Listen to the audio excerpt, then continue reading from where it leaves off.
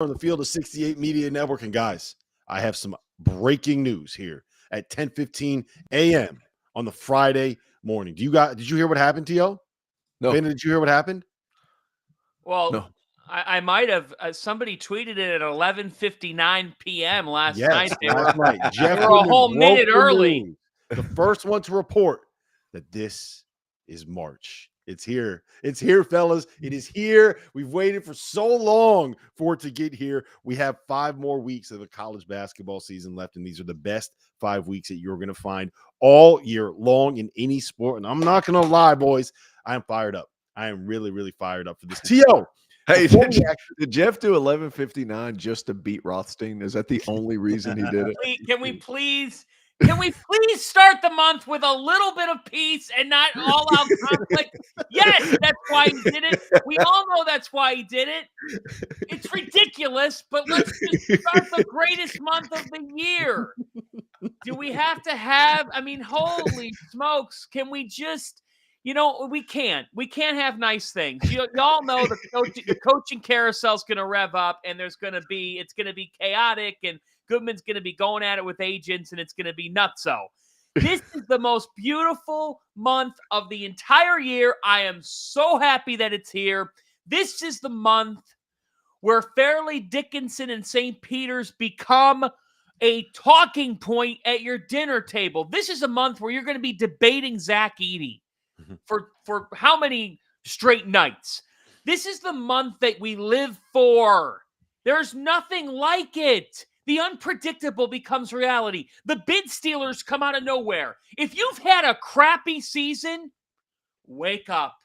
Because guess what? When you woke up today, it doesn't really matter what your record is. When you get into your conference tournament, you have a brand new life.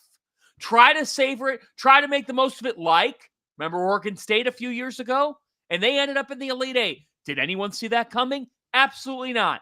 That's why March is unbelievable. A whole thought about a program, team, or coach could change in one night. Mm-hmm. And I will give you one more perfect example of that, right?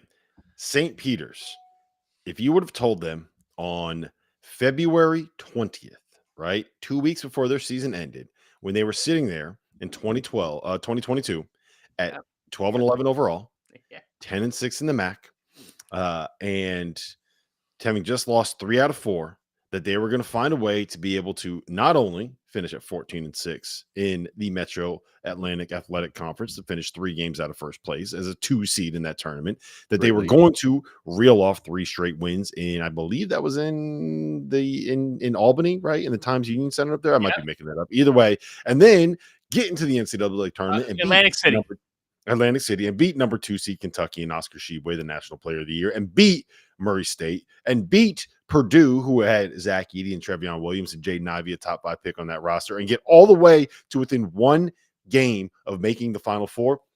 Nobody would have believed you. But the thing that's beautiful about this month is everybody has a shot. No matter how bad your season was, all you got to do is get hot for 4 straight games, and you will have a chance to dance. Fanta, before we get into any of that, right? Before we talk, I have some questions about March heroes I want to dive into here. Before we do that, we got to go ISO. We got to go 1-4 low. I don't want any more ISO. Clear out. We got to clear out. I'm trying to play team ball. Tio, you got 60 seconds. You have been the center of a firestorm.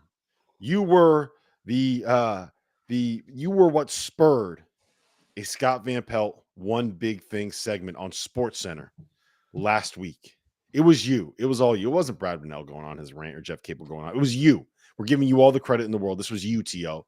I'm giving you the floor. Notice what conference both those coaches are in.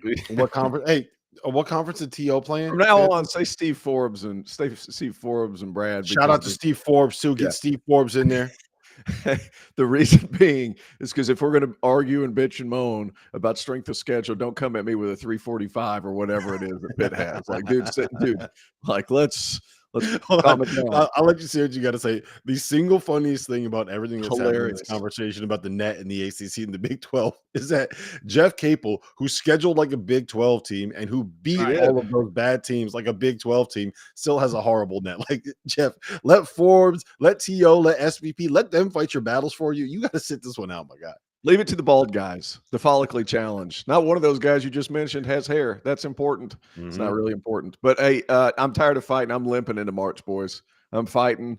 I've got my cane, my knees bandaged up, the whole nine. I got the whole wrap around my head. I've been through war with this thing. I'm just happy it came to attention of a lot of people because, hey, over the last few years, everybody's kind of confused of the seeding and why this seed is going to that seed. We had 2 years ago, we had a great Final Four: Villanova, Kansas, North Carolina, Duke. Last year, it caught up with us because the seeding was bad, and it's because of the net. Let's just call it what it is. It's because of the net. I think it's one of the worst metrics to ever enter this stratosphere, and whatever. It is what it is. We've brought attention to it. People now know that, hey, the scheduling's crap. You beat those teams that you're favored by 20, by 100, and those things help. So it is what it is. I don't want to debate anybody else. I'm done. I'm over. I'm tired. The bottom three of the ACC have to get better if you really want to take it seriously and be considered a serious conference again. Those bottom three have to be significantly better. And then on top of that, like you have to enter conference play at 500 or better. Everybody in the league. That's what it comes down to. What it also comes down to is you can't lose to Missouri at home. All right. And they don't have a single conference win. So Wyatt Bishop, I see you in the chat. Go Cats, baby. Hashtag BBN. We hear you. We know Big Blue Nation. When the calendar turned the page, I would argue, Robert, there's not a single fan base that has a bigger march than Big Blue Nation because they could be in the Final Four. They could lose in the second round, and I wouldn't be surprised. I would not be surprised by either. I'd probably be a little bit more surprised if they exit in the second round. But my point is, Big Blue Nation, you've been waiting a half decade for this. Now's your time. Yep. I will say this, Fana, because I want both of your opinions on this. Reed Sheppard's awesome. Yeah, Reed Sheppard is awesome, and we'll have a conversation about him not starting here in a second. Because Kyle Tucker, the Athletic, had a good story with some really interesting insight into this. But I do want to say, if you would have asked me a month ago, what's more likely, Kentucky losing in the second weekend, or I'm sorry, Kentucky losing in the second round, or Kentucky making a Final Four, I would have said probably no shot they make a Final Four at this point, and I think there's a real shot that they don't even get to the second round. And they can get picked off in the first round of the tournament. And now, after like the last 5 games, and I know they had the loss at LSU where they kind of gave away that lead, but I think that I am now at the point where I'd be significantly more surprised to see them lose in the first weekend and not get to the Sweet 16 than I would them getting to the Final Four. I think they're like, I don't know if there are 5 teams that are more dangerous than them right now, Tio. The way that they've kind of figured things out on the defensive end, then they're not great, but I don't think they got to be great. I think they have to have 10-minute stretches where they are great because you're not going to be able to put up 95 with them every single night if they have 10 minutes where they can really, really get down and guard. It's going to be a real test of Kenny Pom. Because what have we said over the last few years? You have to be top 35 in both offense and defense. They are number 6 in adjusted offense, and they are number 86 in defense. But there are stretches, gentlemen. There are stretches where they look like they could have the best defense in college basketball. There are stretches when that happens. That is what is so, if I'm a Kentucky fan, encouraging about going forward. But they just have guys, and they have one guy in particular. And we talked several times before this season, guys, and we were like, man, he's talking a lot about Dillingham and Wagner and all these other guys that he's bringing in. He hasn't even mentioned Reed Sheppard. Hadn't even mentioned him. He's the biggest winner of that group. The more he plays, the better they are. And how he's not starting is beyond me. But that's neither here nor there. They figured something out in how they're going to win games. It's not who starts, it's who finishes. And Reed Sheppard finishes. Go, Fanta, go, go. Can we have some March fun to tip off the month? Because this is the perfect. You guys are the perfect pair to help me out here. Okay. If you're watching in the chat, if you're watching on X, I want you to comment your answer. I got some notes here Oh, boy. from my research friends at Fox Sports. I think this is great. 15 of the last 22 national champions since 2001 were number 1 seeds. 2 teams were number 2 seeds. 2016 Villanova, 2004 Connecticut. 3 teams were number 3 seeds. 2011 UConn, 2006 Florida, 2003 Syracuse. There was 1 4 seed and 1 7 seed. Can you name the 4 and the 7? Yes, I can. It's very easy for me to do. Tio, go ahead. Can you name them? That means UConn's got to be one of them. Not just one. Both. Yeah. Yes. Yep. Both. Why is that interesting to me? The reason being is that, we're in for madness. We'll get it. We'll get plenty of it. But that's kind of where I push back a little bit on the metrics hatred, because I do think that the metrics are flawed. But talking with people around Adam, good guess with Arizona. When before the show ends, Adam, stay with us, Adam. I've got something, if you're an Arizona fan, you're going to love. You guys are going to love this. I did a little bit of homework in the overnight for this show today. Believe it or not, I was 15 minutes late, but I did some homework. My hair would suggest I was doing some homework. All right? Yeah, Tio, you wish. All right? I know. I do wish. That's my whole point, Fanta. That's my whole point. But here's my point on this. Like, to me, I do think talking with conference people that present to the committee. So the committee has a call where they basically have each conference at the high major level, even the mid-major level, that could be each multi-bid league. Basically, it's Shark Tank. The conference presents to the selection committee, here are our teams that we believe should be under consideration for a bid.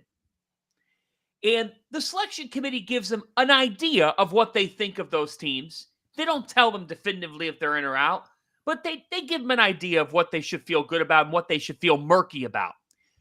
The point is, they don't say net is this, so therefore this is what we think. The net is a tool. It is one of the main tools. It is not the end all be all to selecting a team. If it were, then Rutgers a couple of years ago with a net of 77 would have not gotten into the field. Yeah, from talking with the bracket guys on our show, it seems like the net is used more as where you get seated than it does whether or not you get into the actual field itself. Speaking of which, do we get a new bracket today? We will at 6:30 p.m. Show starts at 5:30. Who's on that show? Will be here at 6:30 on the Fielding the 68. I actually don't even know who's on the show tonight.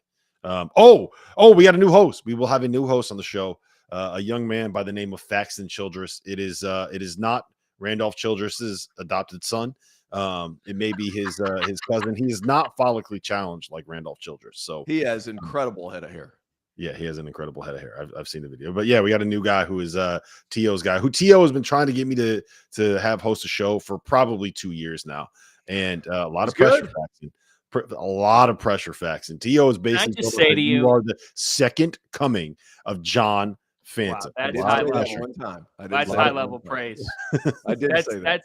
That's high level. Why it's can I before we get off the Reed Sheppard topic, I just want to bring up something because I didn't realize this until like I said, I read Kyle Tucker's story in The Athletic today about Reed Sheppard. But when his father Jeff was after his junior year, he redshirted what would have been his senior year, Rick Pitino's last season, to be able to create more playing time for, I think it was Ron Mercer and Derek Anderson, who were lottery picks on that team.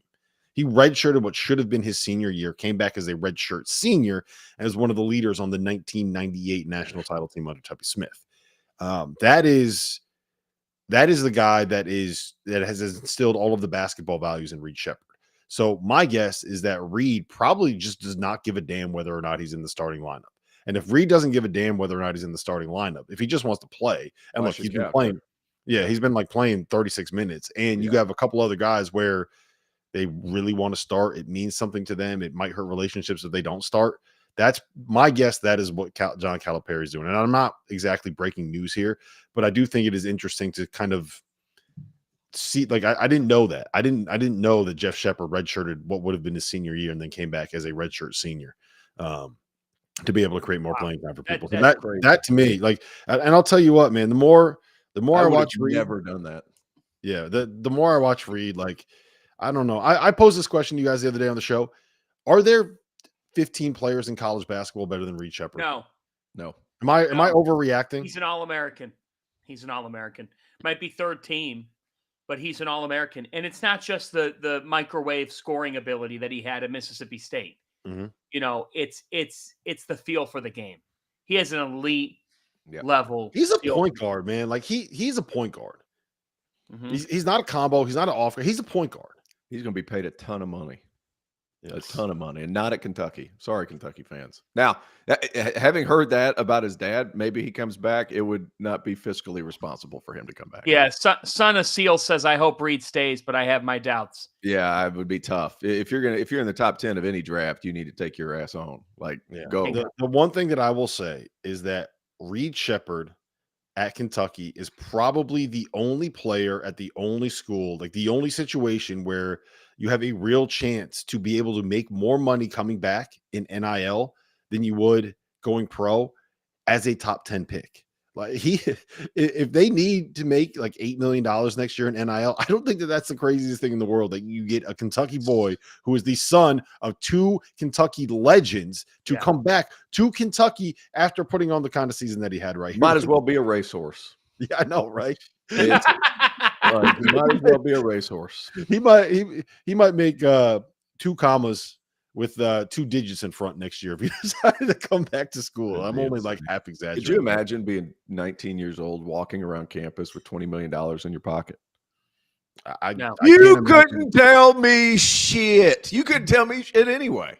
Tio, I can't imagine right now walking around with $20,000 in my pocket. You would not be able to tell me a damn thing. No. Okay? You would not be able to tell me fill my tank all the way up to F.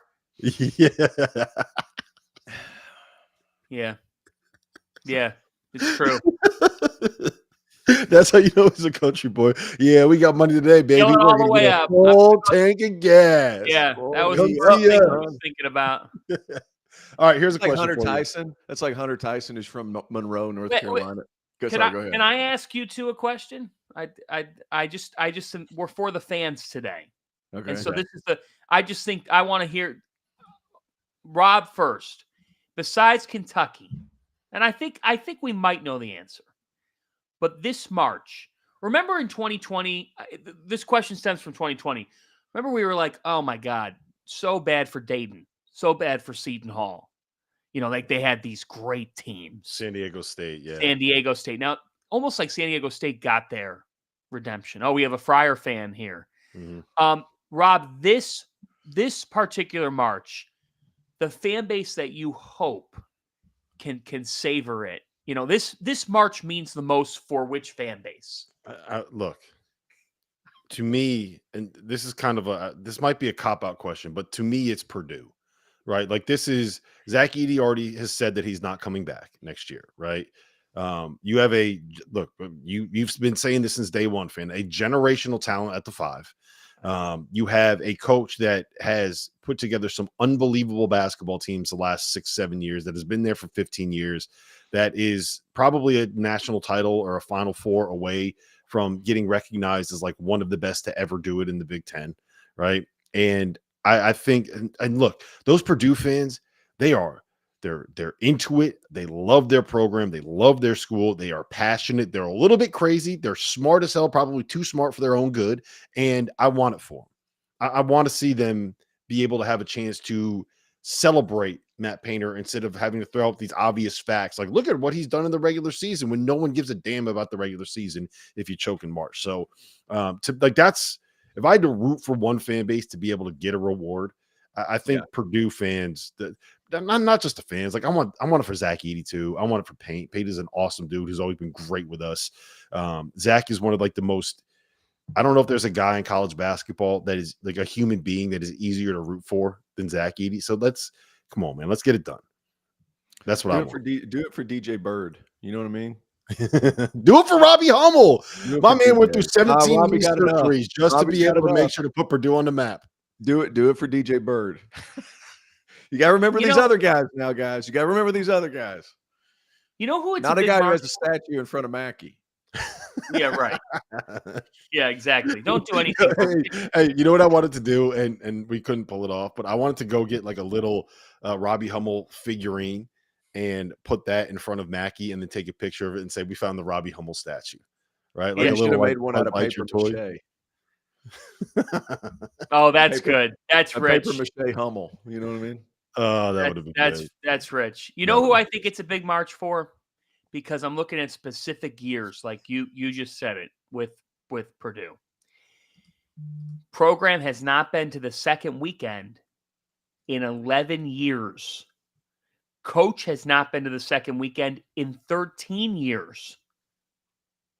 It's Shaka Smart and Marquette. Oh, okay. Yeah, it is a big one for them. If you're a Marquette fan, you've been waiting for this. You went through some dark years with Steve Wojciechowski. Mhm. Last year, you thought you were going to go. You got picked off by Tom Izzo. Terrence has had Marquette, he had him a bunch early. Yep. To me, this is not that Shaka can't get them back to this level. He's going to keep them as a winner. But this is a great opportunity for them. It is. They play more like an NBA team than anybody else in the Power Six. Wow. And it's about to be the Power Five. I think so. They play more like an NBA team. 5 out, good point guard, decision maker, shooters around the perimeter. Oso Ighodaro, like he's their version of pick a passing point center. That's kind of where I'm at. He's with Draymond. Like he's I hate comparing people to Draymond because Draymond is. Yeah, but it's the easiest. It's the easiest fit because it's the basketball. Like let's take away all of like the personality quirks that maybe we don't like about Draymond Green. When it comes to the basketball IQ and the switchability and the passing ability and the versatility defensively, like Oso Ighodaro is the closest thing to Draymond Green that I think we've seen since Draymond Green. Is that fair? Am I going too hard on that? He's taller. He's more athletic. Draymond got into the perfect situation. Yeah, I think Oso needs to get in the perfect situation too to be able to make it work at that level. But I don't think it's crazy to think that he can get to that level. Yeah, no doubt, no doubt. You have to. So much of the NBA is about opportunity. I'm going off on a tangent here, but like so much of the NBA is like falling into the perfect thing. The smartest thing Draymond ever did was turn down more money elsewhere to stay with Golden State. Sorry. Anyway, shout out.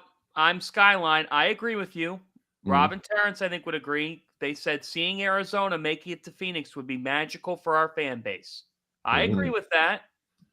Tommy Lloyd's got unfinished business in the tournament, folks. Yeah, but I mean, Arizona's had some recent success. They've been to Elite Eights recently, and they've won a national title. Like, trust me, I get what you're saying. I just title.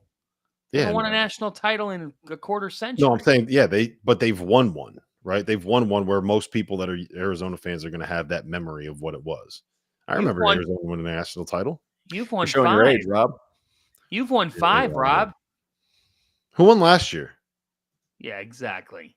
Yeah. Exactly. So you're sitting here, you're like trying to justify Zona. Come on now. Here you are on your high horse. Look, the only person on this call right now that has ever been on a horse is sitting there follically challenged right now. All right. I want to ask you guys about Dalton. John, have you ever ridden a horse? I've ridden a horse. I have a picture to prove it. I've actually ridden a horse multiple times. So I want to ask you guys about Dalton Knecht and RJ Davis real quick. Let me get through the ads. Let me pay the bills, fellas. This is going to take a minute. If you need to get a cup of coffee, Fana, if you need to go get a refill, T.O., go ahead and take your time right now. All right. How long is this? As you guys know, I will. Yeah, go get a refill. We've partnered with BetMGM this season. We'll be using BetMGM lines to make all of our picks. We'll have special offers for the listeners and the viewers of the Field of 68 as we are all here in the best month of the year. It's March Madness. If you haven't signed up for BetMGM yet, use the bonus code FIELD150 and you'll get $150 in free bets on your first wager with BetMGM, regardless of whether or not you win that bet. You just got to download the app, use the code FIELD150. Deposit $5 and make your first wager on any game, and you'll get $150 in bonus bets regardless of the outcome. Just use that bonus code FIELD150 and make sure you check back daily. We are going to have some fun stuff. We're going to have insurance tokens. We're going to have college hoops odds boosts. We're going to have parlay boosts. We're going to have some boosts on conference tournaments and things like that. So download the app, sign up today. And if you are going to download the BetMGM app, also go download Rhythm, RITHMM. It's the go-to mobile app for players, props, and game picks. It's backed by AI predictive models, and it helps you make smarter and faster betting decisions across all sports. The best part with college hoops, when there are as many as 150 games in a day, you're going to be able to get data-backed picks for every single one of those Division I games. You get free picks with the ability to upgrade to unlimited access. And for those of you that already use modeling, you can build custom sports betting models within the app itself. You want to increase your edge and win more bets, go to the link in the description below and download Rhythm today. That's RITHMM. And the last one, we just re-upped our partnership with Autograph. And this is the first time that I'm actually saying this. And Fanta, I think that you will appreciate this, but part of, I'm not going to go through the whole spiel right now. You guys know what Autograph it is. It's a place where they're trying to disrupt how people consume media, how you're able to get access to the best blogs, the best stories, the best beat writers, the best podcasts about your favorite team. It's a really cool app. It works really well. I use it for all of the UConn content that I want to get. But here's the best part. We are partnering with them to donate a bunch of money to the V Foundation in honor of a former teammate of mine named John Swartz, who passed away from cancer back in 2012. And every time you download the app and use the code F68 in the download, you will they will deposit $1. And we're starting at a minimum. We haven't figured out exactly what the amount is going to end up being, but if you download the Autograph app and use the code F68, $1 will be donated to the V Foundation for Cancer Research. So I'm pretty happy about that one because one of my teammates, John Swartz, shout out to him. He was a hell of a ball player, hell of a kid, even better singer. How about that, fan? He would have put your voice to shame. All right, now that T.O. is back, you know what would have been epic is if you had wrapped up and you and I both walked out of our respective rooms and then Terrence just sat down and we were still live. And we're just gone. And it's all right. It's T.O.'s show by himself. Listen, guys, this is why the net is terrible. Let me tell you a thing or two about the net. Let me teach you about metrics. Don't give me that kind of about Kenny pom-poms. Don't EvanMia.com. Don't you flirt with that kind of disaster. EvanMia.com. Someone, I like Blake on X. Blake Diamond posts Caleb versus RJ in the tournament.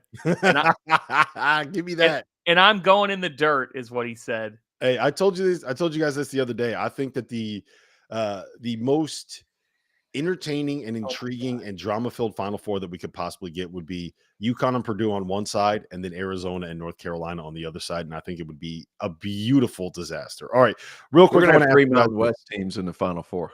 Well, yeah, I mean, of course I'm going to do that because the Mountain West always delivers. We got to talk about what happened on Tuesday night here, guys. We're going to do it. But first, RJ Davis or Dalton Knecht.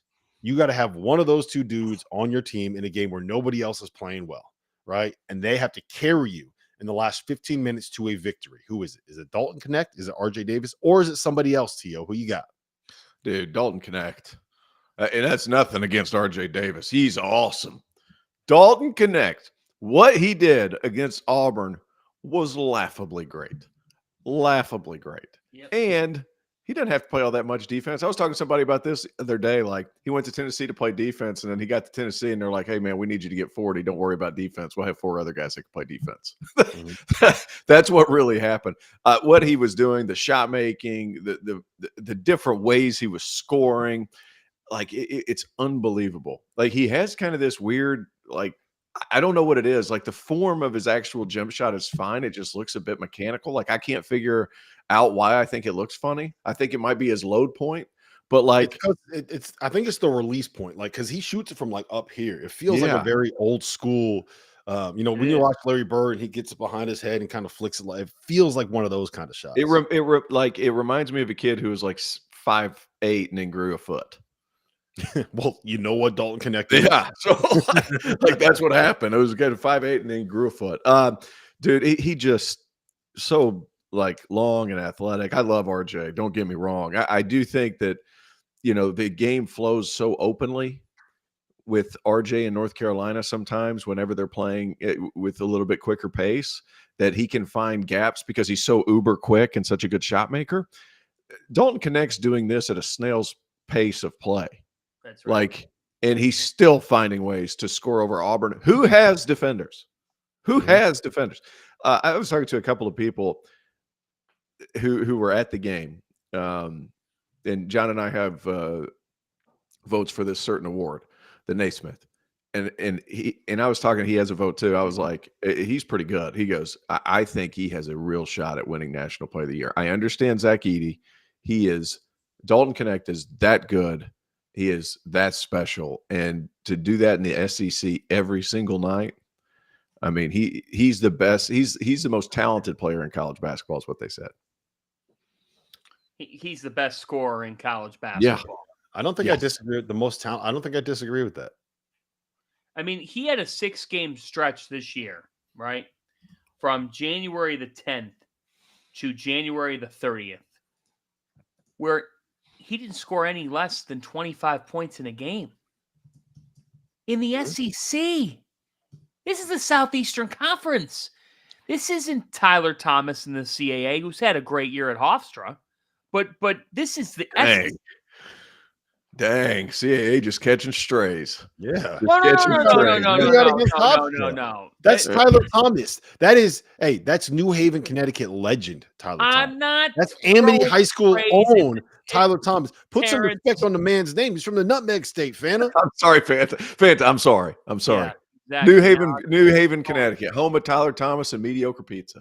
No, far from it. No. I'm just saying this level. This is the SEC. This is a really, really hard level, and 39 points. I mean, Auburn was supposed to be a top 5 defense in college basketball, and you put up 39 on them over the last 11 games. He has scored at least 25 points in 6 of them. Yeah. It's 7 of them.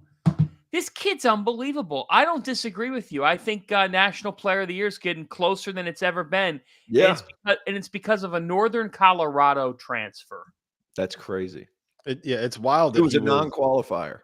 He averaged 9 points as a junior at Northern Colorado. It's not like this dude was awesome at the mid-major ranks and all of a sudden he showed up here. He was good. He was a good player. And then he shows up here and he goes nuts.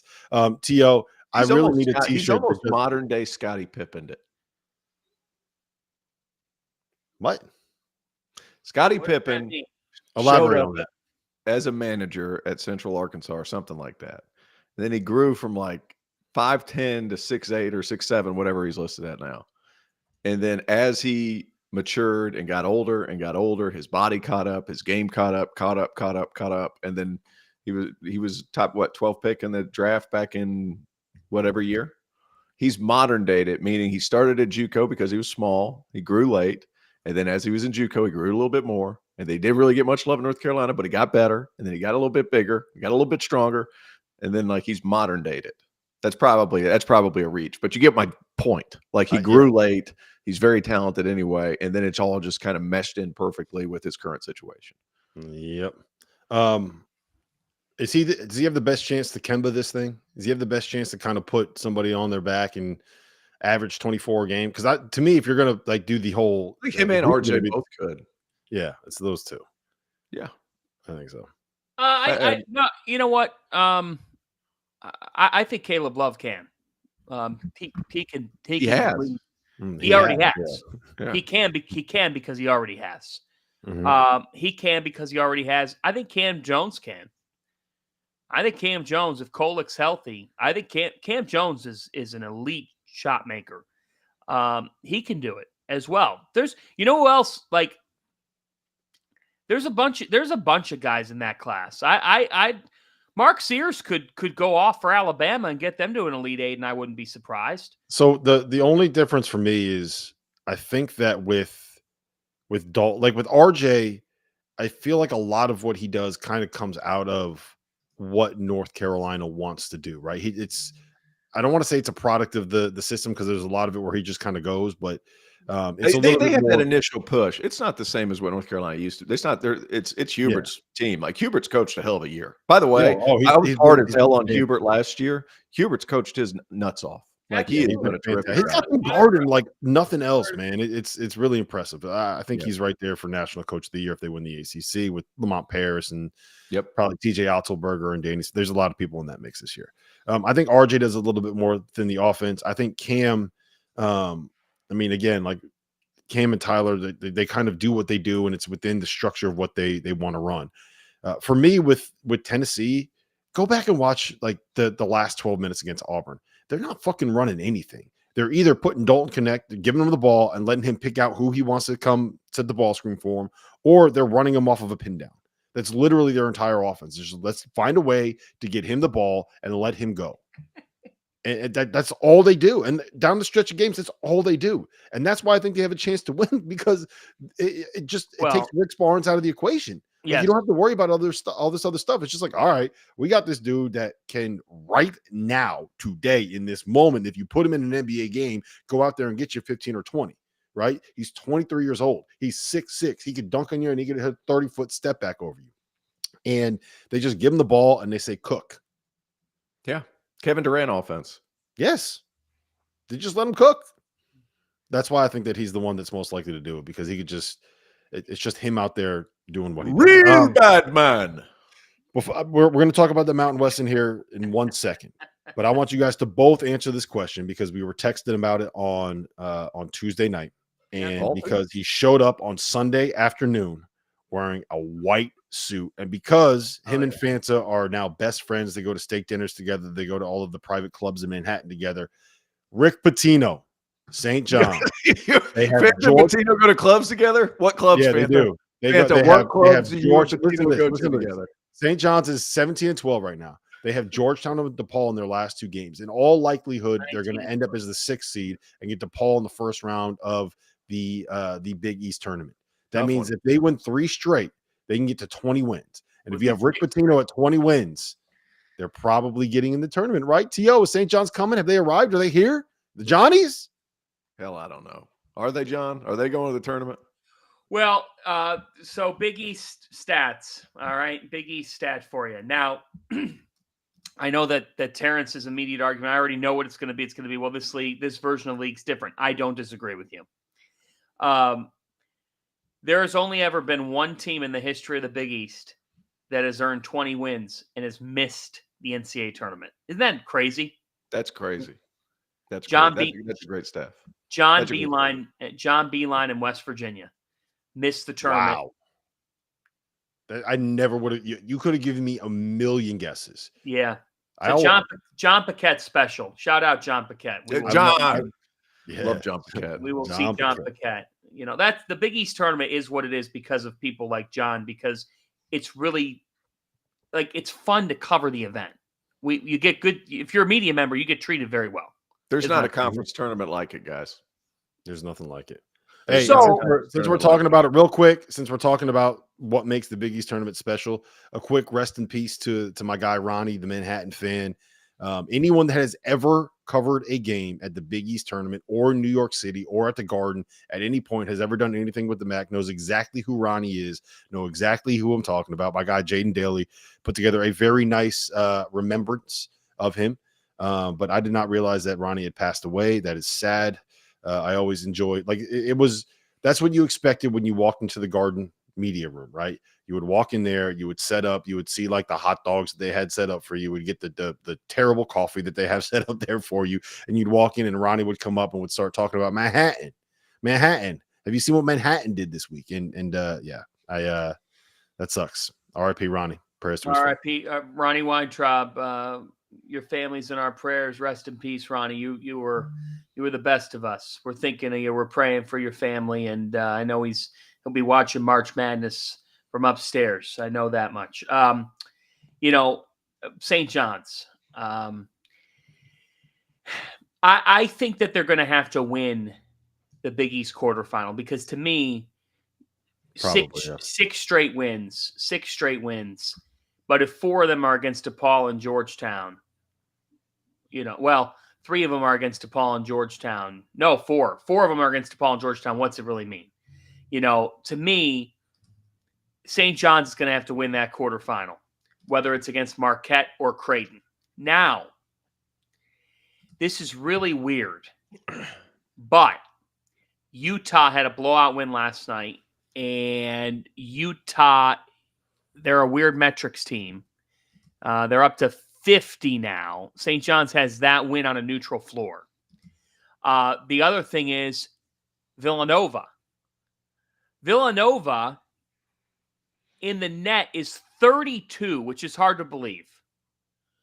If Villanova hops into the top 30, St. John's swept Villanova.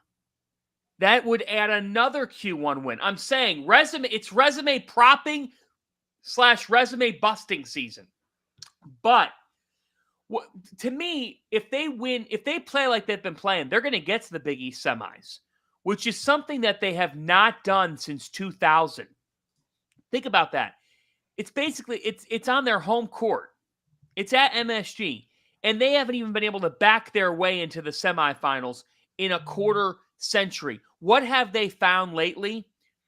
2 things. Number 1, at long last, they're taking smarter shots. Danish Jenkins and Jordan Dingle are coexisting more. Dingle, for the majority of the season, has been a disappointment. He's figured some things out. The other one is Glenn Taylor. I think Rick has challenged Glenn Taylor, the Oregon State transfer, who's had a bit of a seesaw season himself. He's playing his best basketball right now. He can rebound the ball. He's a mismatch on the wing, and he can make shots as well from the perimeter. And it seems like Joel Soriano's back, finding momentum again. 13 rebounds at Butler. They're going to win these last 2 games in the regular season. I think the committee will never admit this. But if St. John's is hovering around the last 4 in and first 4 out, the committee needs to make television dollars. And there would be nothing more theatrical than Rick Pitino rising from the ashes and having his team in Dayton as the last 4 in. But I do think they're going to have to win a quarterfinal over a really good team. They're going to have to beat it. They're going to have to earn it. They're not beating Georgetown and DePaul and then making the NCAA. No, they have to. I think they need to make the semifinals. I think you're right that game against Creighton, presuming that it happens, that game against Creighton on Thursday, I believe that would be the 9:30 tip, right? Or the 7 o'clock. The late night game. The 9:30 tip in Madison Square Garden. The majority of simulations actually have them as the 5, meaning we Don't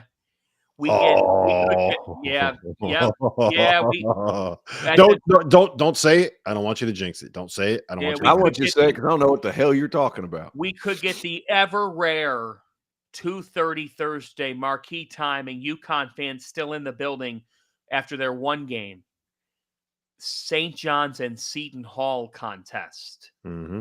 And there's bad blood there, and that would be 70% red and the other blue, and some UConn blue that are trying to root on. They're going to root on the team from New Jersey. They're going to root on Seton Hall. Yep. So that would be really, really something. Tio, you got 5 more minutes, or you have to jump off? I got 5 more minutes. All right, 5 more minutes. All right, real quick, talk to me about the Mountain West, baby. The Mountain West on Tuesday night went absolutely ballistic. It was so much fun. I am telling you guys, if you're not watching Mountain West late night games, fun. I don't know what the hell you're doing with your life. Okay, hey, damn the Pac-12 after dark, Mountain West. No, it's Mountain West after dark. Man, listen, if you are a college, if you're going to try to claim that you are a college basketball fan, and it is a Tuesday night at midnight on the East Coast, and you're not sitting here watch Utah State make a 30-foot banked in 3 to force overtime at Fresno, and then that same dude, Darius Brown, come down and knock down a 3 with 18 seconds left to win the game on the road to keep them in first place in the Mountain West. What are you doing with your life? If you're not staying up another 30 minutes to watch Nevada choke away a 7-point lead in the last 30 seconds, and then to see Jared Lucas, a 93% free throw shooter, miss 3 out of 4 to allow Isaiah Stevens have a chance to tie the game with 2.6 seconds left, and then come down and bank in a shot from beyond half court to win the game in Moby Arena. What are you doing with your life, T.O.? How are you not locked in on the Mountain West? You are not a college basketball fan if you're not staying up until 1 o'clock in the morning to watch Mountain West games Tuesdays and Wednesdays nights and Saturday nights and Friday nights. I love this league. It is so much fun. Hey, man, weird shit happens in Fort Collins. That's a fact. No, it's a fun league. It's a good league. It's competitive every night. They've got 3 bottom feeders in that league. Outside of that, like every game on top of that is awesome. And I'll have the privilege. I will have called every team. Oh, we're breaking news here. By the way, we're breaking news here. Are we Okay. allowed to break this news yet? What news? Okay, we won't break the news yet. It's big Oh, news. I thought we already talked about it. That I'll It be has out to there. Yeah. No, you haven't We- announced it yet. Go ahead. You haven't announced it? Go ahead. Floor is I don't know yours, if I'm Theo. allowed to or not, but I'm gonna. Nobody tells me what to do, boys. Nobody tells me what to do. I'm Nobody out in put the baby Mountain in the West. box. Hey, I'm out in the Mountain West. I'm at the Mountain West tournament. Let's go. Yeah, I boy. fly That's out big March time. 12th, my birthday. Fly out March, and then I'm going to be working with the conference for the Mountain West Network and doing. I'm going to do the opening day. Those 3 games on opening day, and then I'm going to do studio work for the entire rest of the tournament. I'm excited. It's going to be a fun tournament. Thomas Mack. It's going to be freaking sweet.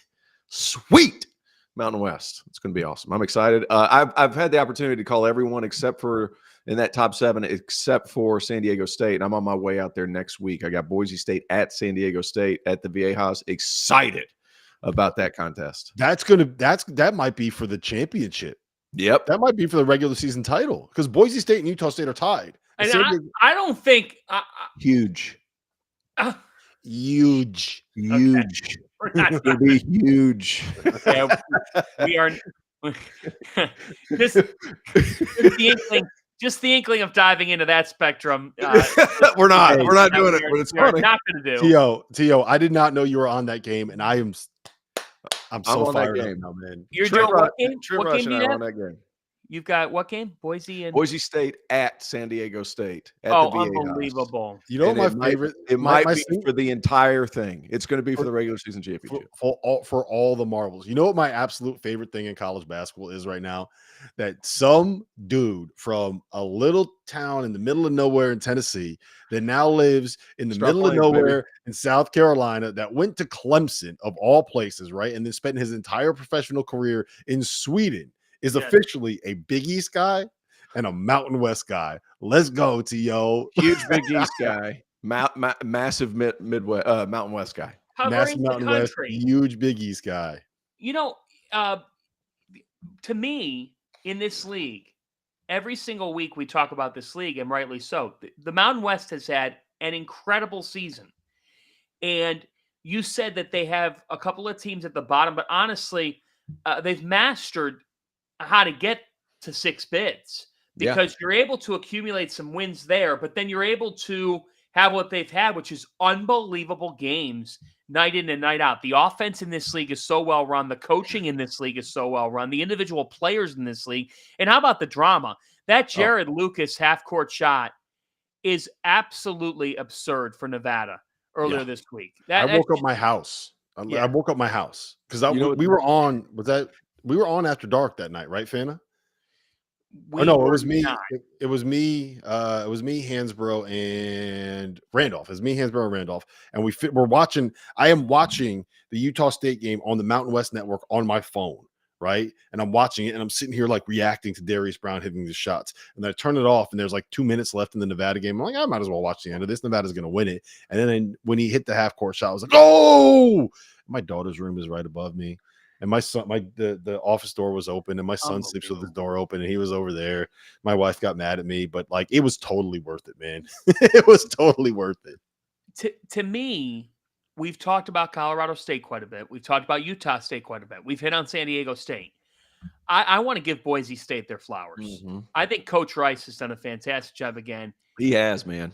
Please jump in here because I get harped on with this, but Tyson Degenhart. Yep. Degenhart has had another terrific season. I love that he stayed the course with the program. He's been fantastic, averaging 17 and 6 per game. Chibozo Agbo. Chibuzo Abo. Also, I Also watched some highlights of him. I've watched some tape of him over the last 24 hours just to check out more of his game. Guys, that kid has taken his game to the next level. And he transferred in from Texas Tech. He's a top 50 kid. Yeah, and you could tell. Omar Stanley, a St. John's transfer, talented player, athlete, can get up quickly.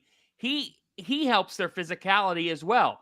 They picked up some very nice high major portaling here over the last year or two of guys who were talented, but didn't necessarily fully carve out a role, / might have had a coaching change in there too that affects it.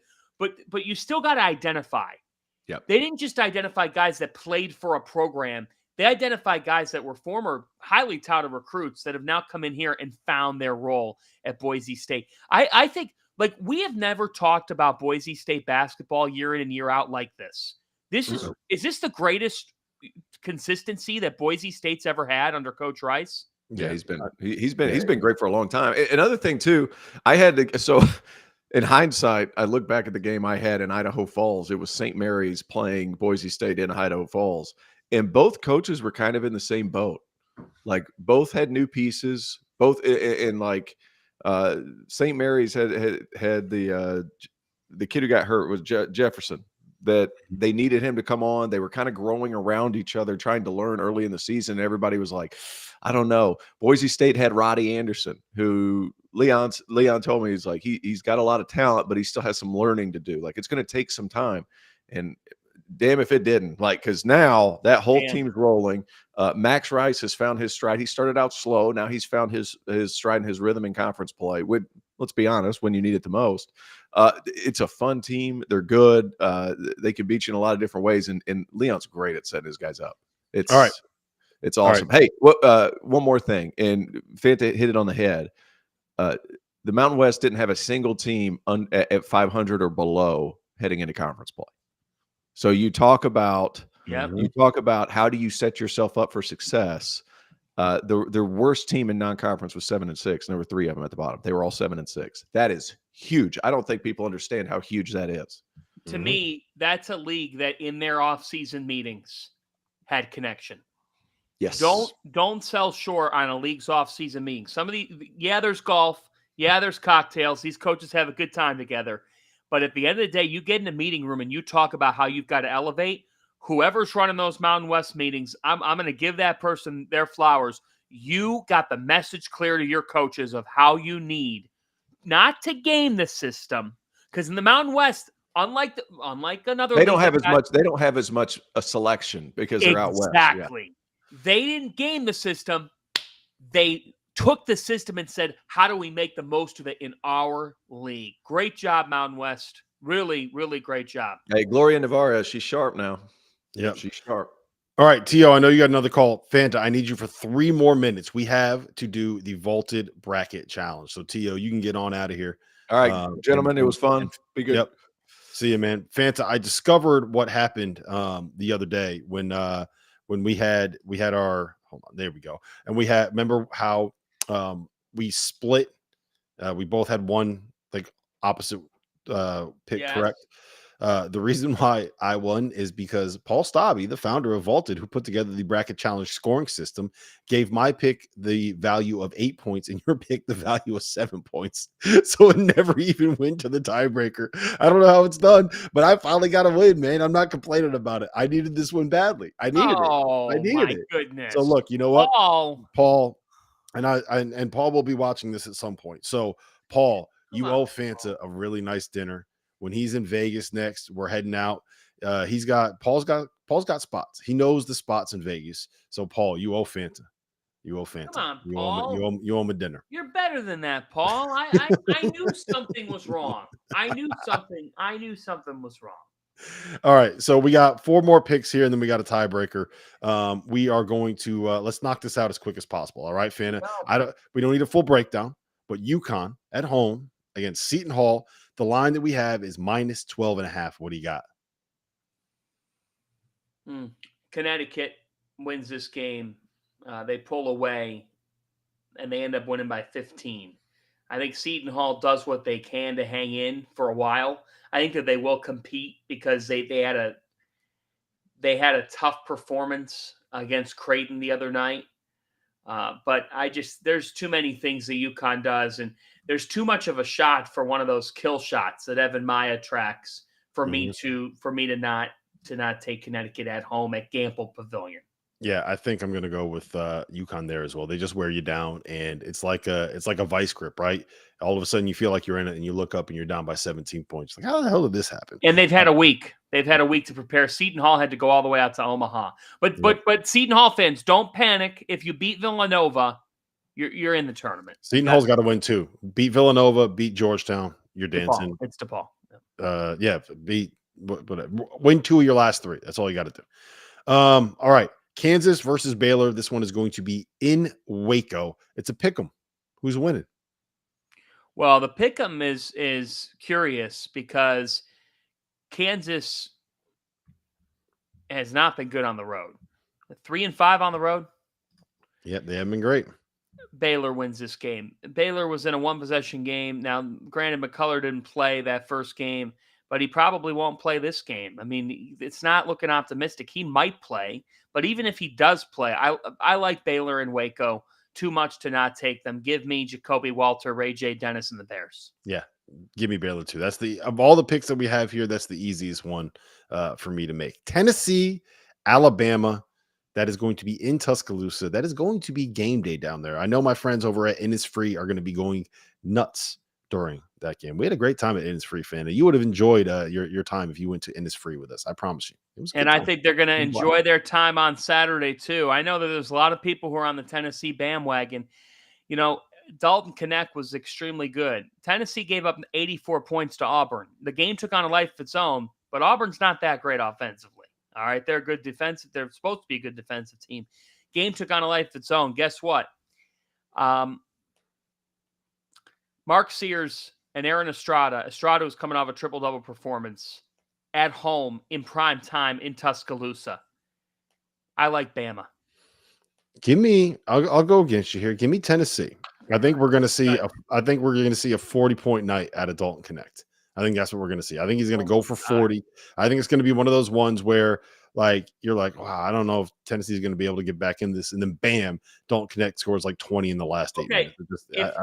Mark my words. If he goes for 40, then Monday we are going to debate National Player of the Year. I'll hop on with you for a 15-minute segment, just us talking about it after dark aside. Because if he goes for 40. We have to have that conversation. Yes, we have to have that conversation. Yep. All right. Last one. St. Mary's -2.5 against Gonzaga at home. This is in Moraga. St. Mary's wrapped up the WCC regular season title outright last night. And I don't really care because Aiden Mahaney and Augustus Marshallonis are going to put up a big-time game in Moraga. Gonzaga's lack of perimeter shooting has doomed them in big games this year. I know that the basketball gods are likely siding with Mark Few. And I know it's a tough pick to go against Gonzaga because they've gone to the NCAA tournament 24 consecutive years. I'm taking St. Mary's at home.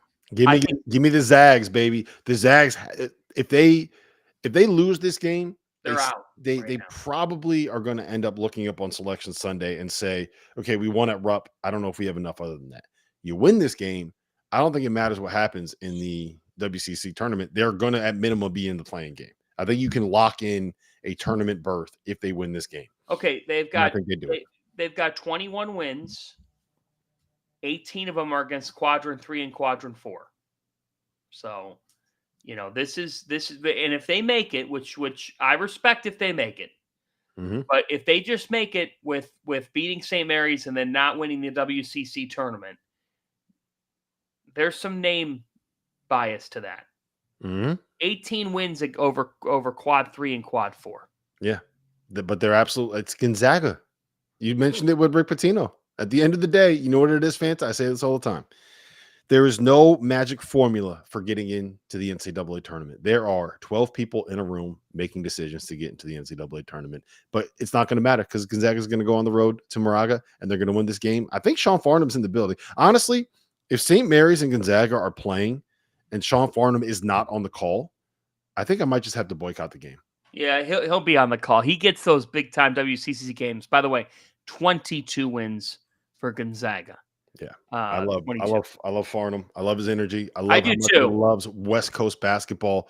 And anytime that there is a big West Coast game on ESPN and Farnham's not on it, we got a problem. Give me Sean Farnham. I love his energy. I love how much he loves the WCC. Listen, Fana, this has been a blast, man. As always, if you're still here, rate, review, subscribe. If you enjoy the content that we put out, the best way to support the show, to support us, is to just interact with it. Do something nice. Leave a comment, leave a rating, leave a review, hit that like button, share it with your friends. John, it's always good to see you, man. It's that time of year, baby. It is March. I've had a pep in my step all day. I've been excited. I barely had a sip of my coffee yet. I've been fired up since the second I rolled out of bed. John, we're going to be seeing a lot of each other over the next 5 months, and I don't hate it. 5 months. I don't hate it. 5 weeks. 5 weeks. 5 weeks. 5 Yeah, weeks. I was going to 5 months. 5 months. It might be 5 time to call. Yeah, you might just start ghosting me after about 4 of those. Right. It's gonna be fun. Ron, they're 23-6. They played a non-D1. The Net's not registering one of those games. They're 22-6 to the Net. Let's clarify that. As you're saying, I'm wrong. No, it is the best time of year, Rob. It's what we live for. It's going to be so much fun. I cannot wait. And I do want to shout out Jill Bishop. Shout out Jill Bishop. Wyatt's Feel better, mom. Jill. Hi, Jill. Hope you're enjoying the show and enjoy this March. There's just nothing like it. It's magical. We can go through all the analytics in the world, and that matters, and we will. We'll break it all down. But there are parts of this month that no numbers could tell a story of. And I can't wait to see it play out. I just enjoy how someone said Fanta is the Charles Barkley of this channel, T.O. is the Frank Martin of this channel, and Rob Doster is the Fred Durst of this channel because of the red hat. That's a great way to end it. DTF Podcast. We'll see you guys next